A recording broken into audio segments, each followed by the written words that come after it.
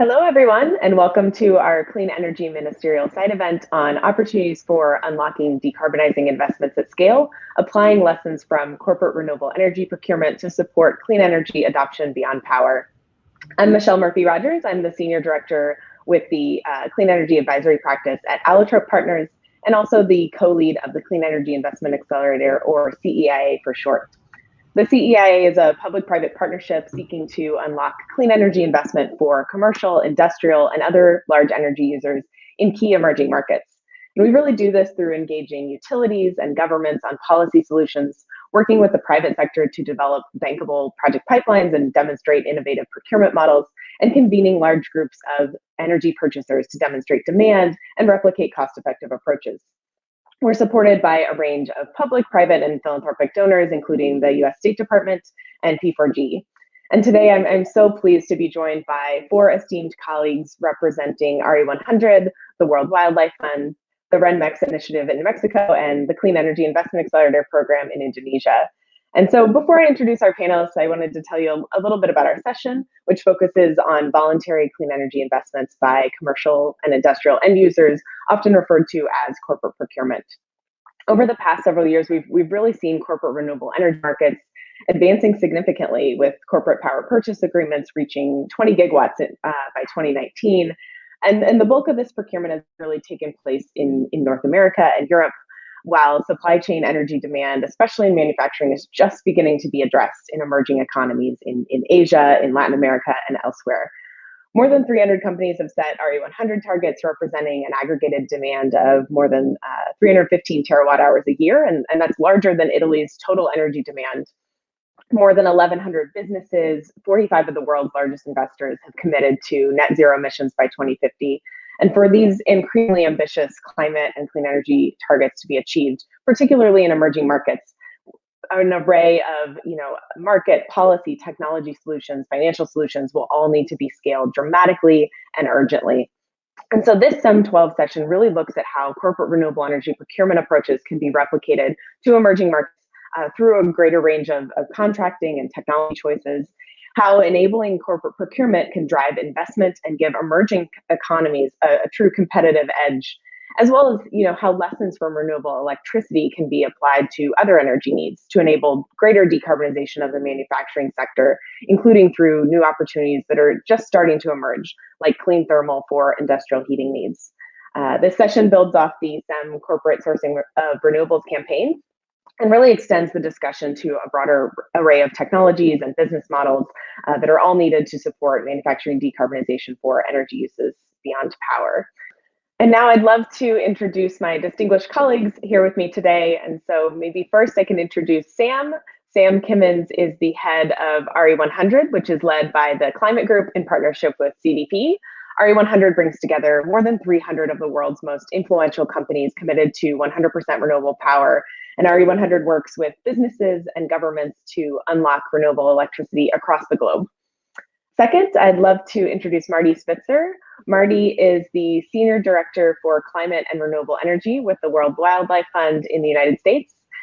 Since joining WWF in 2011, Marty has led efforts to mobilize businesses and cities to tackle climate change and build a clean energy economy. He championed the creation and expansion of the Renewable Energy Buyers Alliance, or REBA, and has been instrumental in building and launching the We Are Still In movement of more than 2,600 businesses, mayors, governors, and other stakeholders supporting the Paris Agreement.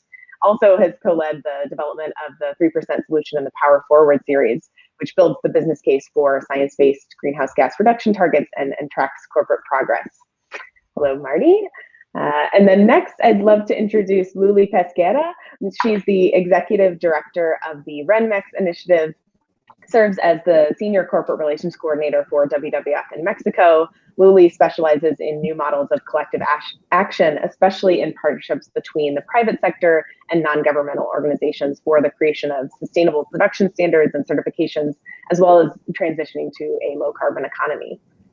And then finally, I'd love to introduce my colleague, Gina Listiani. Gina is the Indonesia Country Director for Allotrope Partners and co-lead of the Clean Energy Investment Accelerator in Indonesia. So Gina has more than a decade of experience in renewable energy and low emission development in Indonesia. And through her leadership of the Clean Energy Investment Accelerator in Indonesia, she's really helped build a locally driven working group coalition with more than 20 corporate buyers, dozens of supply chain manufacturers, and government partners, and has been truly instrumental in engaging with Indonesia's national utility, PLN, to advance new clean energy options for corporate purchasers in Indonesia. And so those are our wonderful panelists, and maybe we can start with some introductory remarks and get to know each of them a little bit. And so I'd love to start with Sam. Sam, it'd be great to, if you could kind of kick us off with some of your insights in terms of, how corporate commitments drive change, how they have evolved over time, and maybe, how we can kind of help countries meet their national climate and clean energy goals by leveraging corporate commitments. Thank you, Michelle. So speaking from the perspective of RE100, how do commitment campaigns create change? So a lot of people think that it is simply the incremental addition of each company's demand for renewable electricity. They'll invest in the kit, and that adds to the demand. So RE100, bringing together 310 companies to date, will, by their investments to achieve 100% renewable, will add electricity capacity sufficient to power, at the moment, Italy. So quite sizable. And you can see that playing out in practice. IKEA has more wind turbines than they do stores, and you can see wind farms and solar farms that are powering TSMC, Google, Apple, AB InBev, Mars, any number of companies, RE100 companies around the world, those tangible assets. But it's bigger than that. So the commitment campaigns work in a broader sense by amplifying the message. So RE100 has really changed the discussion about what good looks like for a corporate commitment to renewable electricity. 10%, 20%, 30% is no longer enough. It's really changed the conversation, but also given governments the confidence that actually business is behind this. Renewable is not something that is being forced on business, on communities. It's actually something that's being demanded. Finally, and perhaps most importantly, is the very strong signal to governments from companies who are committed to 100%. Now, 100% is really important because it means there is no room for doubt. If a company has an operation, a company is committed to 100% and they have operations in the US, EU, Korea, Taiwan, they need to achieve 100% renewable in all of those locations. And this is really driving investment decisions, it's really driving decisions on who to work with in the supply chain, and really driving their public affairs decisions on which governments to work with. And so it's really having a profound impact from an economic point of view. Fantastic. Thanks so much, Sam. I think that was great framing to kick us off. And maybe we'd love to get Marty into the conversation and hear a little bit from Marty about, how some of the lessons that we've learned over the years about corporate renewable electricity, how we can kind of apply some of those lessons to address other energy needs beyond electricity. What would be required to expand that support for broader manufacturing decarbonization? Thank you, Michelle. Great to see you, and thanks, Sam, for that good setup. As Sam was saying, the companies setting goals is the key that unleashes the innovation and the ambition for the companies. And we discovered that as we were working with companies almost 8 years ago, trying to help them scale up their renewable electricity purchases. And so there are quite a few lessons to be learned from the electricity space with what we're thinking about now as we try to look at decarbonization for the industrial sector. When we began that journey on the electricity, there had been policy that had been put in place in the US and the European markets for some years that became the platform for companies to be able to build on in order to buy. But it was still nearly impossible. And in 2013, there were virtually no corporate purchases of renewable electricity. In the US, we crossed 35 gigawatts of purchases last year, which is a remarkable trend, 10 gigawatts each of the last 2 years. So we see a hockey stick approach where early slow progress has now begun to leapfrog. And the reason we were able to get that progress, first, was the policy foundation that had been laid years before. but also because we created a forum, a place where companies could come together with suppliers, with all the players that are key to making the market work, and to solve some of the greatest challenges. And in the US, we call that the Renewable Energy Buyers Alliance, or REBA. In Europe, it's been Resource, and we've seen a lot of progress because of it. Now, we think that something similar would work in the thermal space, but there are differences in the thermal space or in the heating, industrial heating space, and there are quite a few. So one, and most important, is that we're not talking about a single commodity that could be shipped over long power lines, and it's an electron, and it's an electron wherever it lands. Companies have different heat needs, different temperatures, low, medium, and high. They have different processes. There are some common technologies that cut across all of that, and that's one of the things we're going to have to take advantage of. But there are technology challenges in the industrial space that we don't really have anymore in the electricity space. There are market challenges. In the electricity space, we have the ability to buy and sell renewable energy through different instruments. In the US, they're called renewable energy credits, or RECs, but there are different instruments in different countries. And countries that don't have those instruments are still going to need to create them in order to be able to move the market. So we have market barriers, and there's others as well. There are financial barriers. Sometimes it's difficult to get financing. We've figured this out in the renewable electricity space, but we really are only beginning to understand what it's going to take to do this in the industrial space. And finally, and the biggest one I think that is going to be necessary in order to make progress, are policy barriers. We just have not focused on policy yet in the way we had in the electricity space. So for industrial, there just isn't the platform and the foundation that's been laid. So as I think about what's possible in the coming years, I'm both optimistic that we can take the lessons from the electricity space and move them forward. And we will. We've in the US, we've created something called the Renewable Thermal Collaborative, which is modeled very much after REBA, but for the thermal energy buyers. And we're making a lot of progress, and I'll talk more about that later. But we have to temper our expectations. Without the proper policies in place, we're going to have a devil of a time making the progress we need to.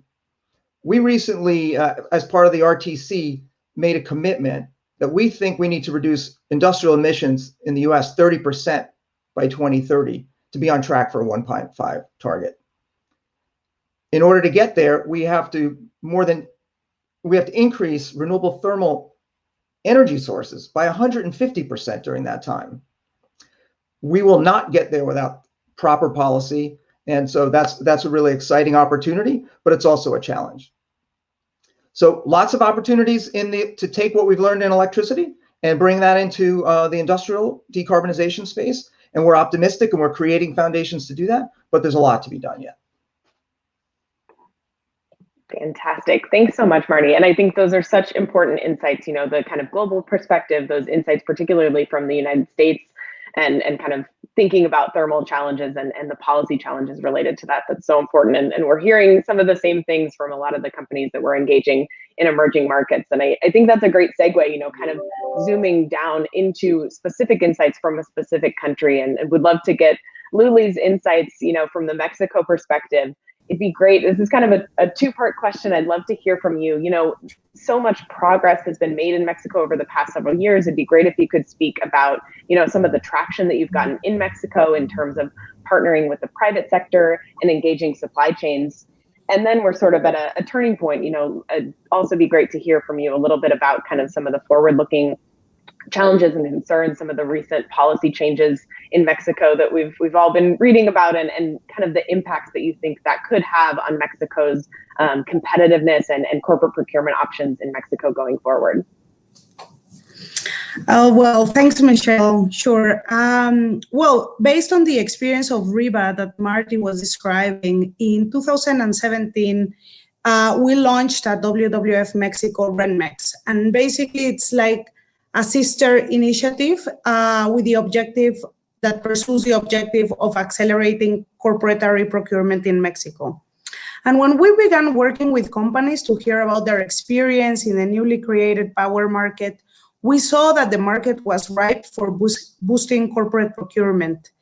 The energy reform that happened in Mexico in 2014 opened up a larger space for private players. There was an increasing number of companies exploring opportunities in the market. They were willing to learn about PPAs, virtual PPAs, how RECs and cells worked. And CFEs, the Mexico's utility, broke global records in the acquisition of power through public auctions. So we began in this journey working both with companies that were already buying renewable energy and those that were thinking about going through this journey. And it has been really an interesting and exciting 4 years. From nothing, basically, our community has grown to more than 30 members that actively participate in our buyers meetings.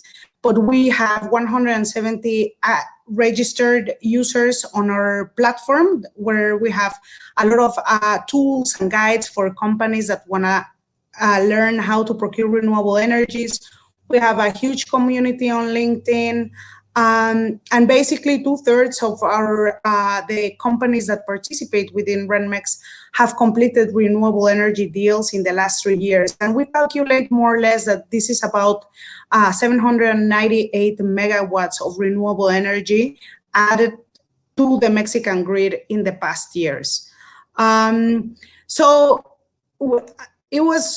we were doing really well in terms of just how much excitement there was around it. And as Marty was saying, the right policies were in place, the platform was there, and companies were transacting with more ease. They were willing to share about their experiences. This is something that we found that is not very common in Mexico, for companies to sit down with their peers and share their experiences, lessons learned, to learn together. And through RENMEX, we have created this spirit in our buyers calls and our buyers meetings. And it has been, we were definitely seeing a change in the market and also the players in the market. But unfortunately, with the change of government 2 years ago, well, I think what has become evident in Mexico is that there is a lack of a forward-looking energy policy. Instead, I think that the power sector and the energy sector in general is managed in accordance more to political agendas. And these great steps that we have taken in terms of also fulfilling our goals in the Paris Agreement, I think now are really at risk. It really seems that now we won't get there, most likely. So what has happened is that our president has presented before the Chamber of Deputies a number of initiatives to reform various provisions of the energy industry law. And while the Supreme Court has annullated these reforms proposed, these changes, or the willingness, the motivation to produce these changes, I think have brought a lot of uncertainty to the market. It has definitely paralyzed investments. Energy buyers are showing a more cautious approach, of course, because if it was already kind of difficult to enter a new market and they had so much to learn, now taking this big step and changing from a utility to a private supplier, it definitely seems like a bigger step, right?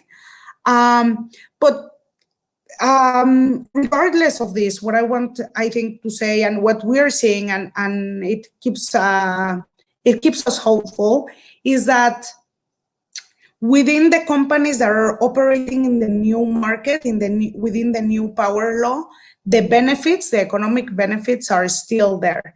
And more companies are actually more willing to buy and to enter a relationship of partnership with a private supplier rather than with a state utility. So, for instance, last February, when we saw the freezing conditions in Texas, this raised gas prices drastically in Mexico, and this resulted in a more or less like a 171% increase in the local marginal price in comparison with the previous year. So this means that even under this extreme scenario, the price for qualified supply, and this is for the buyers that have migrated to the new market and who have a private supplier, still remain below the prices of the state utility. So even under extreme conditions, what we are seeing is that PPAs can offer more security and more predictability than state utility prices, even with all the subsidies that go into the state utility. So it is true that it has become a little bit more difficult for companies to transact, to migrate, to do all the paperwork and all the things that they need to do when they change suppliers. You know, the state utility is not making it easy for them to change. But with patience, persistence, we see that a lot of companies are still procuring renewable energy. And so this is what keeps definitely our hopes up. And what another factor is that, you know, with multinationals setting targets, as Marty and Sam were explaining, you know, these multinationals that are based in Mexico have definitely, you know, there's a trickling effect. If they have goals, then their suppliers and their partners in Mexico will most likely either be required to have goals, or they are already starting to think about procuring renewable energy and setting their own targets and helping these big companies meet their own targets. So this dynamic is still there, and this is where we see that these will be the companies that will be the pioneers. You know, they will continue to procure renewable energy, and this will help to maintain this transition in course, even if it's a slower pace, but it is still happening. Fantastic. Thank you so much, Lilly. I think your perspective is so important, and we're all watching Mexico closely. And I think that's such a powerful example of, you know, kind of how interest and goals from companies can really kind of unlock private sector investment, and how policy challenges can have a tangible impact on achieving those goals and enabling that investment. So that's really helpful. And I think it'd be also good to kind of zoom around the world to Indonesia and hear a little bit from Gina. I think, you know, different markets are in different places, and there's real conditions happening in specific countries that are really affecting the environments there. And Gina, I'd love to hear a little bit from you. You know, Lilly was kind of explaining the policy challenges in Mexico, and I think Indonesia is kind of in a little bit of a different place in terms of, you know, the policy and the procurement options, kind of a trajectory where there's some really new and exciting opportunities that have just emerged recently over the past year or so. And it'd be great to hear from you about, you know, some of those recent areas of progress that have opened up new opportunities for corporate procurement that can maybe make Indonesia more competitive to investments. And then, you know, also kind of the second part of that is, you know, to what degree are you hearing, you know, from some of the corporate partners in Indonesia that we're working with through the Clean Energy Investment Accelerator? What are they saying about, you know, whether they're focused on specifically electricity, or whether they're already starting to think about utilizing other clean energy technologies for other types of energy demand? Love to hear your insights. Okay. Yeah, thanks a lot, Michelle. Well, I would like to start from the RE procurement option in Indonesia that are still limited.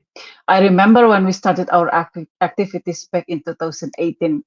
At the time, for corporate buyer that wish to procure or to get supply electricity for renewable energy sources, the option were for them to develop their own renewable energy power plant and totally off grid, or they can, this is quite impossible for most of the companies because of a lot of restriction, like the land perhaps, and then the source to the RE source itself.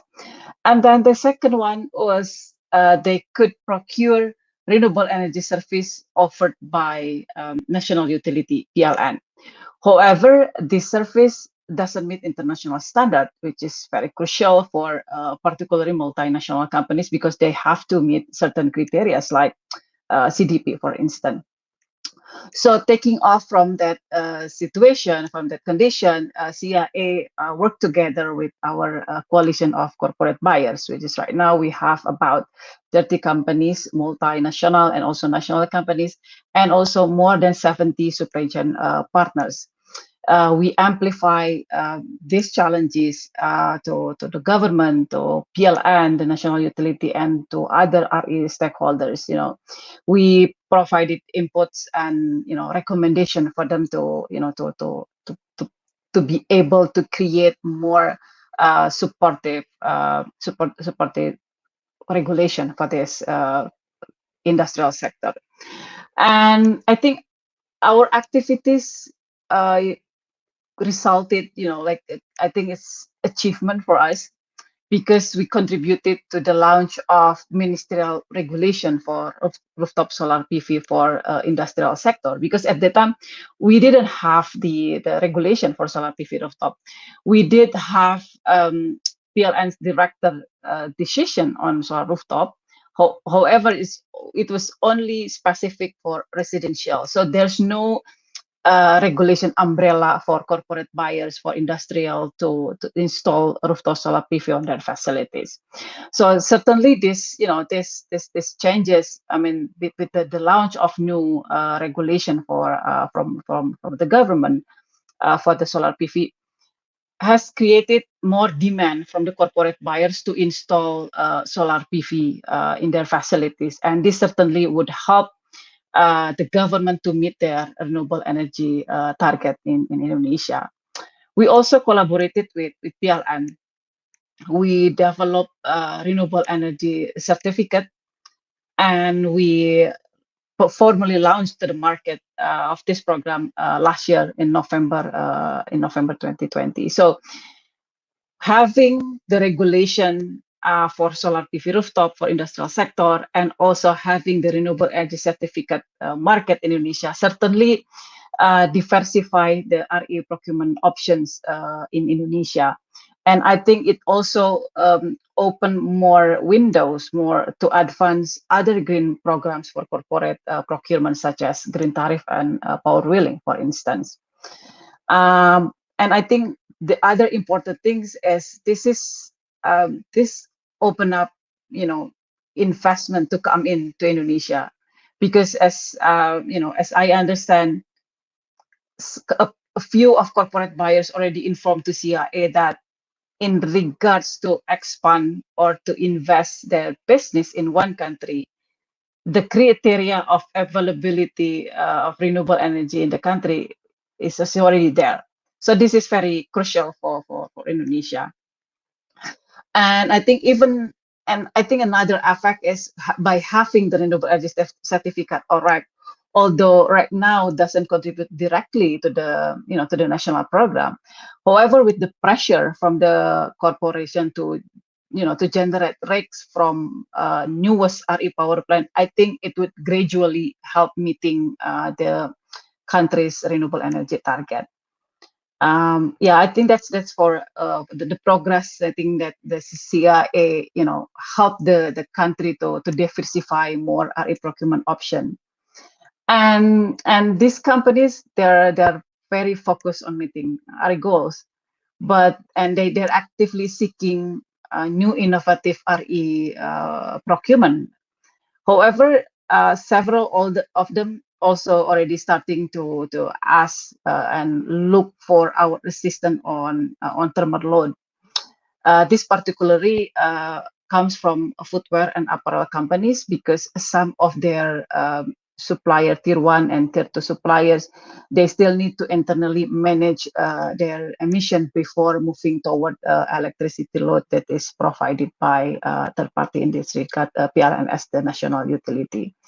However, the discussion about thermal load just started recently.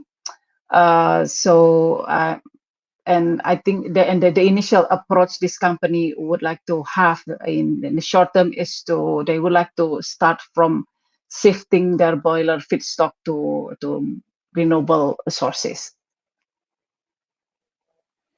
Fantastic. Thanks so much, Gina. It's great to hear your perspective from Indonesia, and I think it's such an important illustration. It's really tangible, kind of all of the themes that we're discussing here today, and a real case study of how that's unfolding in Indonesia. And yeah, I think this is a great opportunity to shift into a bit of a group discussion and kind of hear insights from multiple members of our panel in some of these kind of next questions. And so it'd be great to sort of bring several of you in on kind of, I think, Lilly, Sam, some of the rest of our panelists. It'd be great to hear your thoughts on, kind of what are some of the proven effective mechanisms to support corporate renewable energy power procurement that have yet to be replicated in a large array of countries? And so really thinking about particularly emerging markets, what are some, policies and tools that could be replicated across emerging markets? Mm-hmm. Well, thanks, Michelle. Yeah, Lilly, yes, please. Sure, I can go first. Well, I mean, I think that first and foremost, I think that having policies in place over time, having that certainty is definitely what is most important, and something that is ambitious, that is forward-looking, that is inspired by what is happening in other countries, but it's also in accordance to the local context. I say that's what is most important, right? Having that certainty of what the policy framework is and what it looks like and what is possible and what is not. Then having said that, I think that as Marty was saying, I think we have made, in general, in different countries, some progress in the power sector, but there is definitely a lack of focus on the integration of renewables for heating, cooling, and transport applications. And I would say that, given where we are now in this journey, that definitely needs to be more comprehensive. Policies need to be more comprehensive. It's not enough just to look at the power sector if we're not doing, especially in countries like Mexico, if we're not doing anything, for instance, in the transport sector. And so these two have definitely to go hand in hand, right? And in terms of more practical things that I think are necessary, crucial in contexts like Mexico, I would say not assuming that there is a demand for renewable energy. In some countries like Mexico, not all companies and not all people are actively demanding renewable energy. And I think that we should not oversee that. Part of our work and part of what still needs to be done is to grow that demand for renewable energy. I would say that's the first. The second one is definitely to place the buyers, the users at the center, to really understand and to create policies that are also designed in terms of how energy or how transportation is used and consumed, and not only from the supply side. And third, I would say bringing more transparency to the market. As with all new markets, part of the opportunities, of course, are whoever has the most information, whoever can draw the best PPA or have the best access to the clients will win the most market share. But I think that part of what is still needed is to bring more transparency and more connection between the different actors, because it's impossible for newcomers, for new buyers, let's say, to enter a market where they don't know what's the standard, what's the market standard. And this was happening in Mexico. Nobody knew what a traditional PPA should look like. So if there aren't any these tools available in the market, and if there's not market information that is public, that is updated, then it's very difficult for all players to make decisions and to take risks. So I would say that definitely those three things need to be in place. Fantastic. Yeah, I think that's so important. And yeah, I think it'd be great to get Sam's perspective on this too, because you've been having a lot of conversations and engaging stakeholders in Japan and kind of the Northern Asia Pacific region. It'd be great to get your thoughts on kind of those same ideas about, the importance of some of these mechanisms in emerging markets. The beauty of in a fair market, Sam, it's a little bit hard to hear you. Maybe you could lean in. the beauty of renewable electricity is that in the right market, in a fair market, it is the cheapest form of electricity you can buy. The IEA recently announced that that solar, I believe, is the cheapest form of electricity in history. The challenge is getting the right market to enable that to happen. That RE100 members have operations in over 150 countries around the world. And one of the key things for them is consistency and a level playing field. So when you're buying electricity in one country, it's a similar mechanism to another. And electricity does lend itself to that within certain caveats. I know that, speaking to Lilly's point, our model for change very much works with sort of centre-right governments with a capitalist outlook, whereas for a more socialist outlook with a centralised monopoly, state-owned power company, it's less effective. We're talking within that context. So RE100 has developed a set of policy asks that set those basic frameworks. We know what works. Having at the baseline, you need to be able to track that you're actually using electricity through a clear form of renewable electricity tracking certificate. You need transparency of trade, and you need to be able to make direct trades to allow competition into the market through power purchase agreements or other mechanisms. And so we've set out a series of policy asks at re100.org, and that's the top level. And then at a country level, we work with organizations like REBA, RENMEX, who represent the buyers in the US and Mexico, the Energy Investment Accelerator of Southeast Asia. We have our resource network in Europe and several operations in Korea, Japan, etc. So to localize those policy gaps. It's proven really effective. The South Korean government recently included in the ruling party's manifesto an announcement that they would be putting in place measures to allow companies to achieve their RE100 goals. President Tsai of the Taiwanese authorities in a recent policy speech stated that achieving RE100 or enabling companies to achieve RE100 was crucial for Taiwan's industrial policy. So it's being recognised that this is important.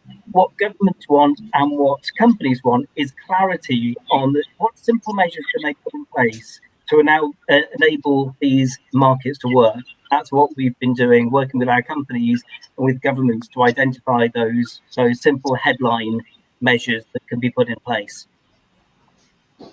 Great. Yeah, that's so powerful, Sam, and thank you for that. And yeah, I think it'd be good to get Gina and also Marty in here and maybe hear a little bit from you guys about, what we can learn from renewable electricity procurement that could apply to other technologies to enable kind of broader manufacturing decarbonization. So, if an effort around expanding corporate procurement to other sources of energy demand, how could that be structured? What would be the key elements, some of the key in-country players? What kind of global support would be needed? And maybe we can start with Gina on that, kind of your experience in Indonesia and what some of your thoughts are there. Yeah, thank you, Michelle.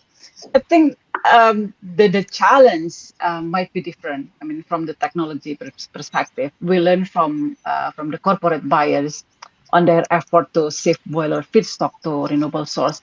They indicated some obstacles such as storage issues, and then reliability and sustainability of the feedstock, also packaging in pallets or in wood chips, and then also like waste from the silica from burning process. So those are the a few challenges that they're currently facing. So it's different challenge that for electricity, renewable energy, but I think the challenge on the regulatory and policy, pretty much the same. Like I agree with all the speakers that it's really need to have, a regulation in place. So we haven't had enough supporting regulation on clean thermal for industrial heat processing. And I think building a coalition, amplifying challenges, providing inputs and recommendations together is proven to be effective approach. Identify challenge in the market for particular issues, mapping out the existing regulation and building strong relationship with the government office, global support, providing training and knowledge transfer are also crucial. And I think this approach, it could be also replicated for clean thermal or other technologies, Michelle. Great. Marty, any thoughts from you on kind of those same themes? Yes, so I'd love to pick up on Gina's comment. The last comment's exactly right. We need to bring the players together. So what we've done in electricity and what we're going to need to do, there's no one player in the system that can solve the problems that are facing, whether it's electricity or heating and cooling. And so a lot of different players have to be at the table. And when we create these fora for conversation, like we've done in all the countries we're talking about, we are able to accelerate. So bringing the buyers together with the suppliers, but you need regulators in the mix because they set the rules. We're going to need policymakers who are creating the incentives. I alluded to this in my opening, but the other barrier that we really face is that right now the cost differential for thermal energy is very wide between fossil fuels and for renewable sources. That's not the case in electricity anymore. But how did that come to be? How did that gap get closed? Because we had policies in place that allowed technologies to be developed, costs to come down, scaling to work, and get the economics right. And now the economics, and we see renewables competing all over the globe. We don't have that yet in many areas. So while we have biomass as one source, biomass comes with a lot of challenges because of the biodiversity and the sourcing and where it may come from and the damage it can do to ecosystems, right? But we have other technologies like hydrogen, green hydrogen produced with renewable electricity. We kind of know how to do it, but it's not anywhere near cost effective yet. So we're going to need policies that are going to lay the groundwork for doing the pilots, for doing the testing, and bring those together with the different types of players. And then I would just say, lastly, there are some things we can do. There's one area where electricity and thermal energy come together, which is about electrifying, industrial processes. And that's a sweet spot, really, one where we know the technology exists. And then it's a matter of, can we get that in place and move more industrial process, particularly for lower heat, to electrification. Now, that would require very vast scaling of renewable electricity, something we'll have to watch when we try to deploy at even a larger scale. But we know that the cost can be there. Fantastic. Yeah, I think that's so important, and would love to get kind of all of you in on this last question and sort of open the floor. I think, given that corporates are now really increasing their net zero ambitions, it'd be great to think about, how the SEM Secretariat, how some member countries can work with the private sector to facilitate renewable energy procurement at a greater scale, and really with an additional array of purchasing and technology options to meet electricity and heating needs, kind of this whole spectrum. What are the opportunities for scaling up efforts related to corporate clean energy procurement and driving investment across SEM countries? So would love to get your sort of closing thoughts on kind of those key points. Maybe we can start with Sam. Well, I think one of the key messages I would have is stick with it. We know that heat, the previous speaker made a great point. Heat is more complicated, it's more diverse, and we need to move more quickly than we did with electricity. But the price, we can achieve great things. So if we follow the model of electricity, so the cost of solar increased by 80% in 10 years. We can do the same thing. Fantastic. But we need to stick with it. And I think one of the lessons that I'd like to get across is that the Clean Energy Ministerial had a great corporate sourcing program about 2 years ago. They got to the point of agreeing on the Sam, sorry, we need to. You will start again. Your audio is so cutty. Right. Am I back? Okay, please, a little test. Better. Hi, can you hear that? Am I back in the picture? Oh, yes, better. You go on when you want. Thank Right, you. I can do a shorter version now. It may also, I almost wonder if it's like when you move, it's sort of like, seems like it might be affecting it. So I don't know, it's sort of like maybe right here, and then like when you do it really still, like it's clearer when you kind of lean in. Okay, so thanks, Michelle. Yeah, I think there are a number of lessons, transferable lessons from electricity that can be applied to heat in terms of scaling up. And the previous panelists have made some great points about scaling up, the cost reductions, etc. The point I'd like to make is about sticking with it. And one of the great things that the Clean Energy Ministerial did a few years ago was to develop the policy positions that actually underpinned the RE100 policy positions for renewable electricity. I'm concerned that those are sat on a shelf a little bit, and it's now up to the NGO community to be putting those out to, working very hard in places like Korea, Japan, Taiwan, Mexico, Indonesia, to drive those messages through to the government.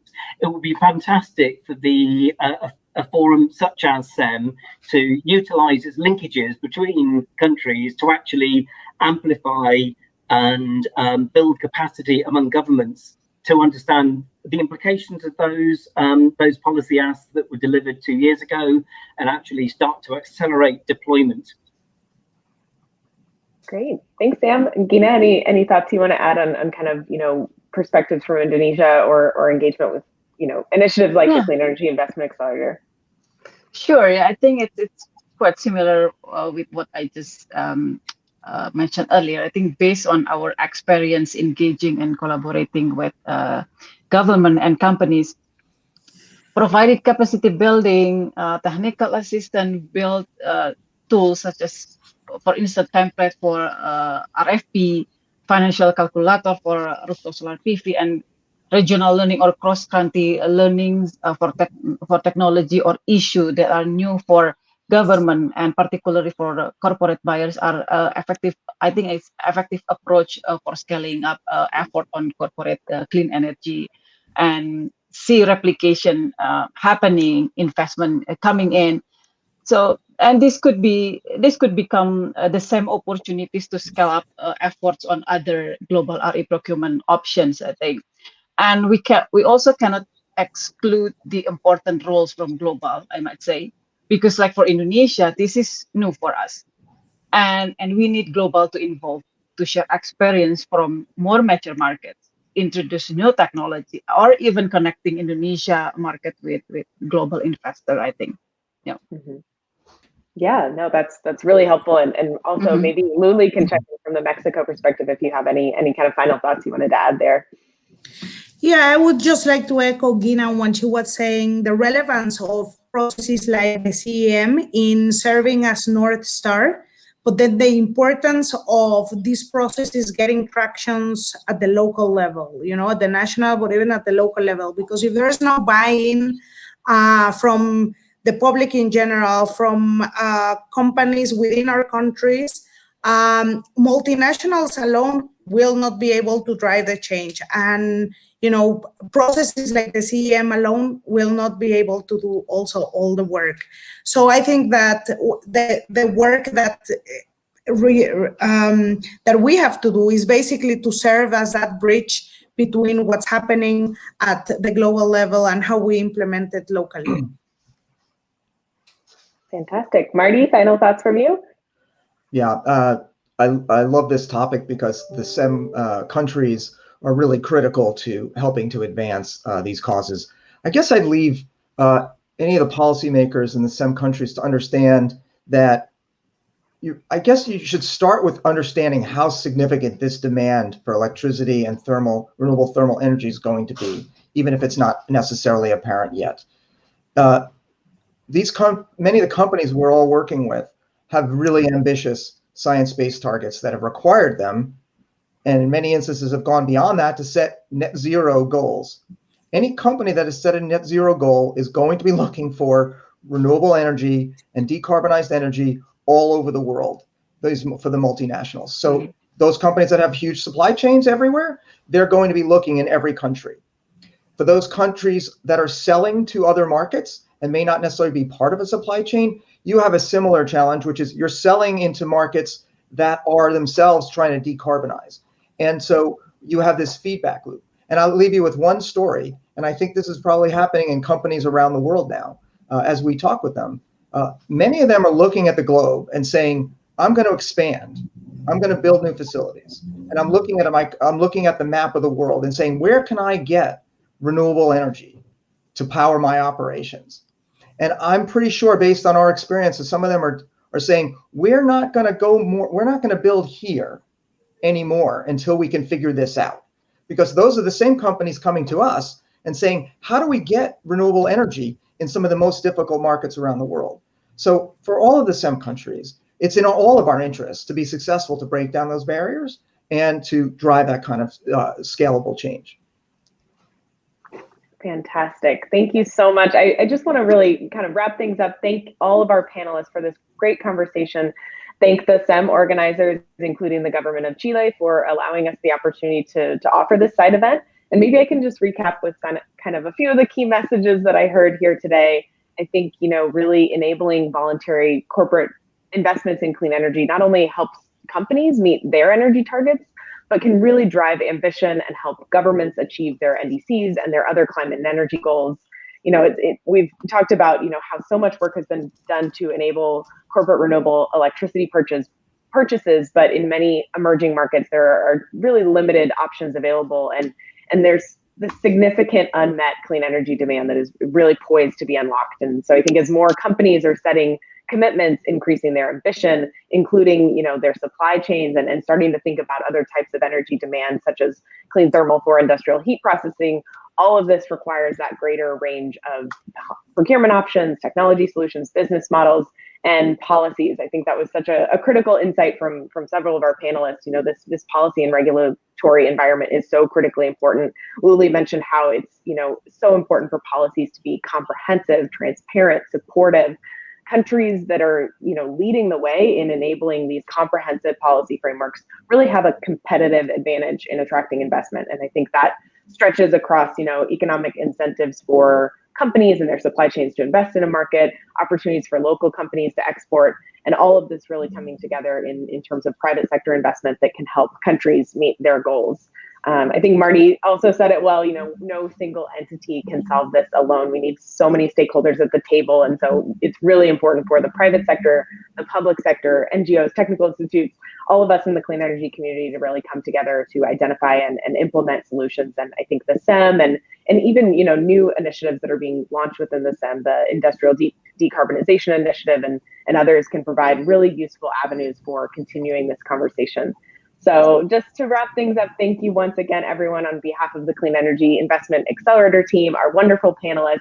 We all look forward to working with you to develop new solutions that can enable private and public sectors to meet their shared climate and clean energy objectives. So thanks, everyone. Until next time.